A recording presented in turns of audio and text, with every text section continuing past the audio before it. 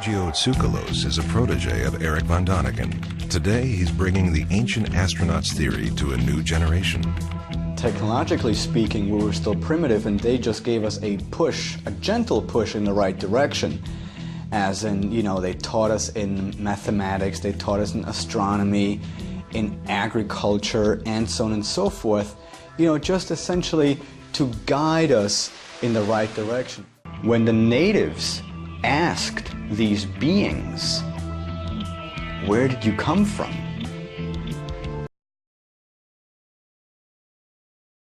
Always point to the sky.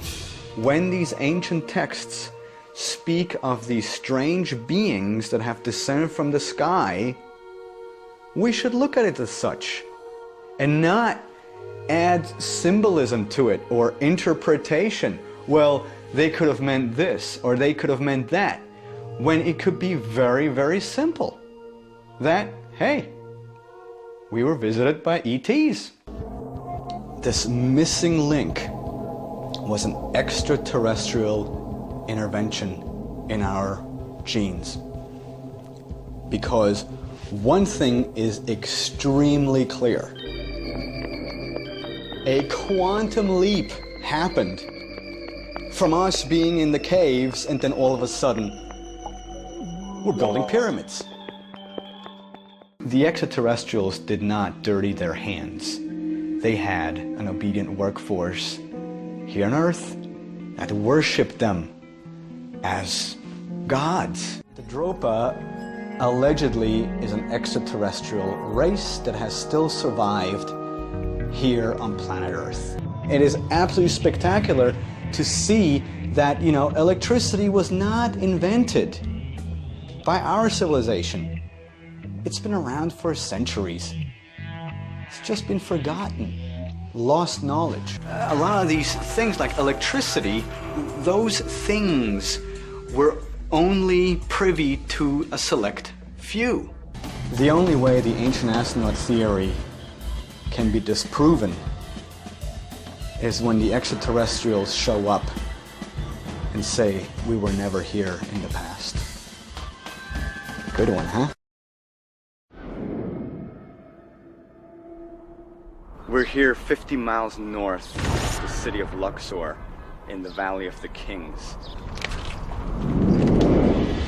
Giorgio Tsoukalos, editor of the legendary Times, goes deep into the 5,000-year-old chamber. And this is why we came here. How did the ancient Egyptians illuminate the inside of their temples? If they did not have mirrors, if they did not have torches, if they weren't able to carve these stones outside, well, could they have used electric light bulbs? It's commonly believed that burning torches provided the only light here. But torches would have left extensive evidence of scorch marks throughout the cavernous chambers. Researchers are puzzled to find that none exist. There is one possible explanation. To the modern eye, this spontaneously reminds of a light bulb, of an electric light bulb. The symbol of energy, the snake, is encased in a clear tube. It serves as a filament, just like a modern light bulb. The secret of electricity was given to the Egyptians by the extraterrestrials. Researcher Giorgio Tsoukalos agrees that the pyramid was not built by Cheops. The greatest accepted theory today is that Cheops built the pyramid in 22 years. If I were a tyrant, which Cheops is said to have been, wouldn't it be obvious that every square inch of the insides and the outside of the pyramid would have my name plastered all over it? There are no inscriptions, no hieroglyphs inside the Great Pyramids. All the walls are blank. All of these monuments the pyramids at Giza, Stonehenge, Teotihuacan in Mexico.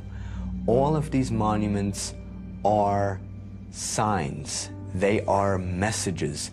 Messages for a generation who has eyes to see and a brain to think, and who has the knowledge to decipher the message.